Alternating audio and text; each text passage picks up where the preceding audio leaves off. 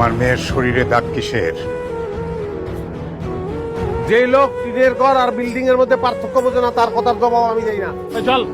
এই আমার একমাত্র সন্তান, আমার কাছে আমার ও রাজকন্যা। আমার এই রাজকন্যার যেদিন জন্ম হয় সেদিন আমি 6 মাইল পথ হাঁটা গিয়ে ডাক্তার নিয়ে আনছিলাম। তারপর আস্তে আস্তে ও যখন হাঁটা শিখে তখন আমি সারা গ্রামের মানুষকে বাতাসা দিয়ে মিষ্টি মুখ করাইছিলাম। ওই রাজকন্যারে লই আজকে আমি চলে যেতেছি আর কোনোদিন আমু না। এই কুর্তিতে আবার বাতাসা খাওয়ান। হ্যাঁ, বাতাসার টাকা দেবো। এই তুই তুই আমার মেয়ের গায়ে হাত তুলোস।